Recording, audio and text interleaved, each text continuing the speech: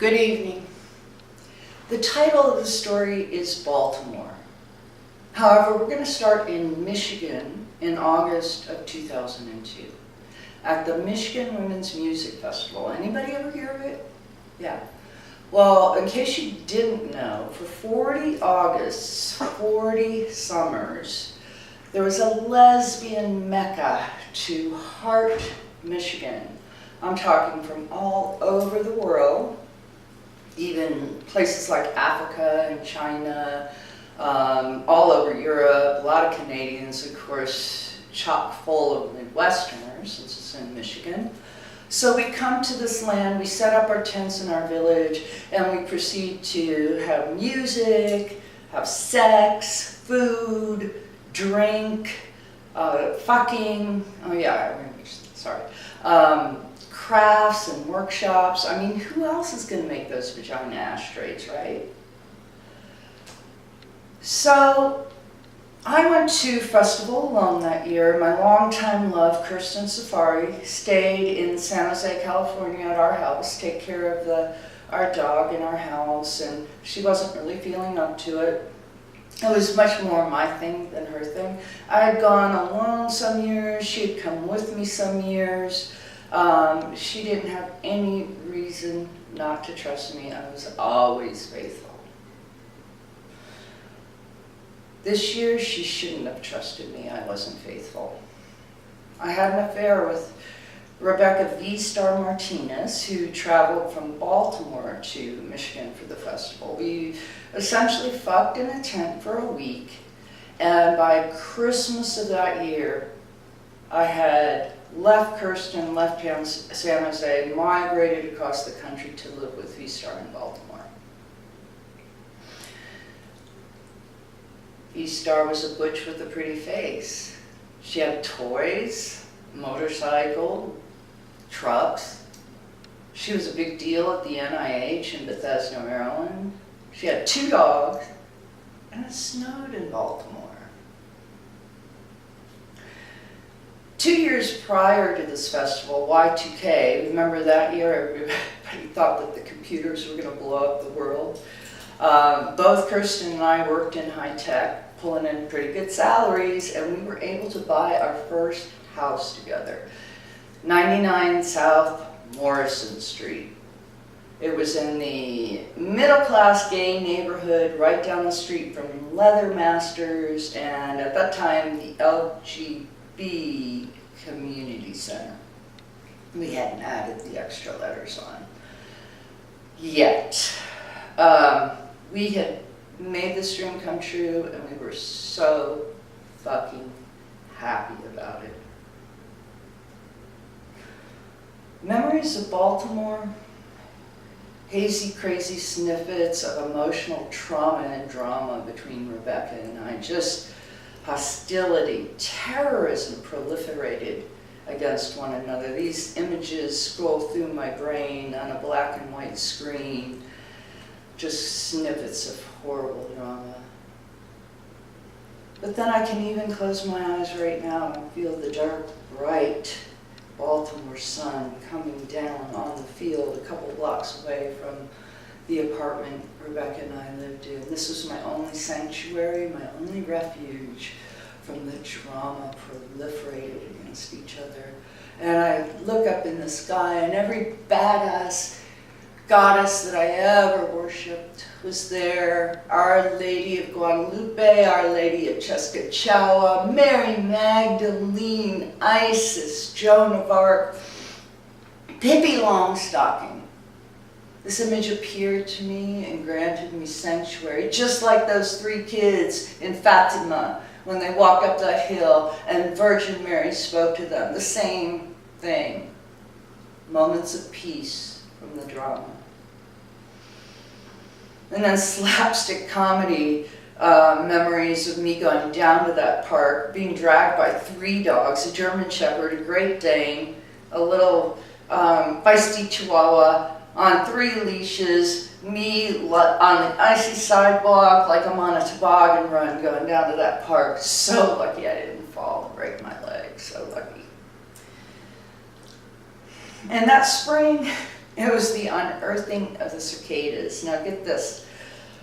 Cicadas, which are like grasshoppers, only a little bit bigger, come up out of the ground and then proceed to die. Literally, their carcasses carpeting the sidewalks and the fields and the roads, whatever. So I made friends with a couple of little boys in the apartment complex, and they would be threatening to eat the things. I'm going to eat the cicada. And I know I prompted a swallowing when I said, go ahead. Bye-bye, cicada. Oh. How the fuck did I get to Baltimore? What was going on before festival?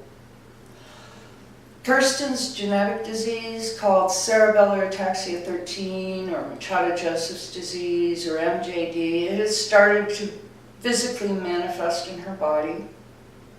This is a genetically inherited disease, and if I could just basically describe it to you, it's like you have a gene, you have alleles around the gene, and then you have strands of chemicals, CAG, repeats. And what happens in her particular disease is these strands begin to misfold.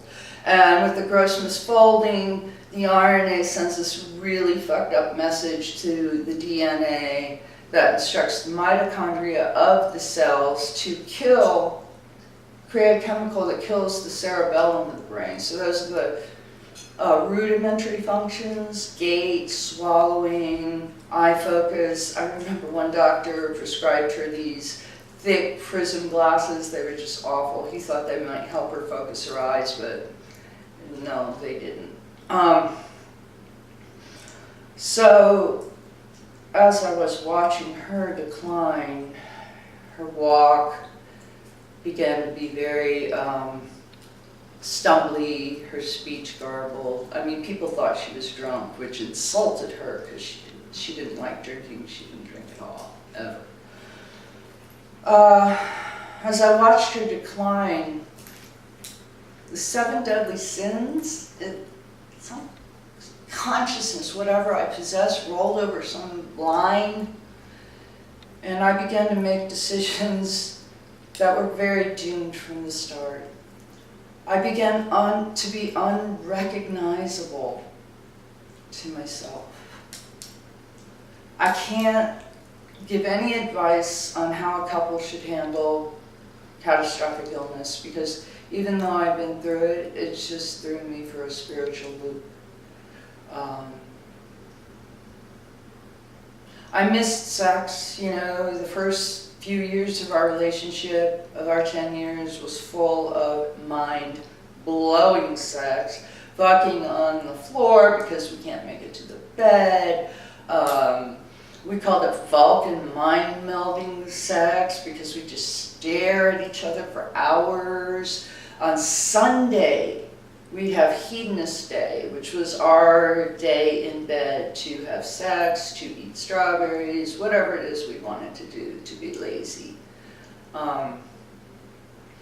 Other days of the week, we woke up at 4:30 in the morning. We were both athletes and we loved to work out. We'd be bright-eyed, bushy-tailed at that hour in the morning, happily going to the gym to do our workout. I called her my German swimmer because she has lats out to here. She didn't swim, but she was a bike track racer. She had come in 10th in the nation when she was 17 years old in bike track racing. So this is a real athlete. She could do 13 overhand pull-ups to my 2.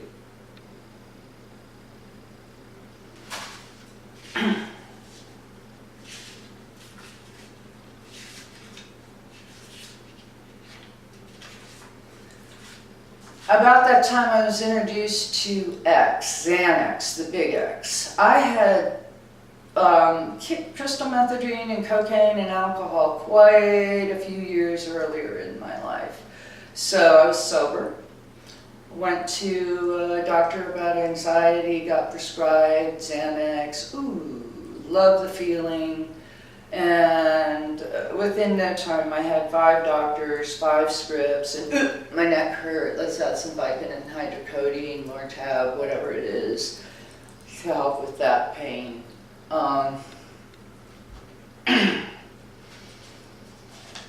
You know, it wasn't hard for me to get the Xanax. It was like a middle-class white woman going in. You know, my child was already grown up and left the house. I wasn't married. You know, middle-age crisis, crammer full of it, Xanax. But I did not expect that of MJD to annihilate my soul. Dark Madonna day in the field. I'm watching my little chihuahua dance on the ice in her blue plaid coat. But you know, Rebecca and I were both at fault. I played the classic victim to her uncontrollable need for control. Did I mention she had been a drill sergeant in the Army? She would scream at me if I left 1 drop of water in her stainless steel sink. And my answer to that was to get the dogs and slip slide down to my Dark Madonna Park. Apparently what I was supposed to do was scream back at her. I learned that in a lane therapy session we had at the end. So Rebecca V-Star Martinez flew out to California to help drive my Grand Vitara packed to the gills cross country to go live with her. From the very minute she saw that car, she was complaining and bitching and moaning about how I packed it. Now, I loved that car. I called it my Grand Viagra. And a month before Rebecca flew out to drive cross country with me, I totaled that car. I totaled it. I fell asleep on this roller coaster highway between San Jose and Santa Cruz, fell asleep at the wheel, ended up smashed up against the center divide.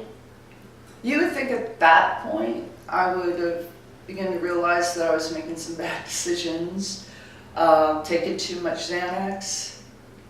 No, I was a drug addict in denial. Oh, and did I mention I was drinking again? Yeah. So on this cross-country trip to Baltimore, V-Star and I stopped in El Paso, Texas, where her parents lived, her family, all her family lived. And, you know, the Martinezes had a lot to deal with me, my tall, skinny, weird, white self. But they were very nice, and actually her mother and her sister were saying right in front of Rebecca, with no irony at all, "Why are you moving to Baltimore with Becky? Becky is a bitch. She's a hard bitch." So the terror was growing inside me at this point. I have been decimated by not being able to stop what was happening with Kirsten. And really, we had such different approaches to the disease. She was waiting for trials. I wanted to travel the world to find a cure. I would scream at the top of my lungs sometimes at night, just scream while she held me. I was the one screaming.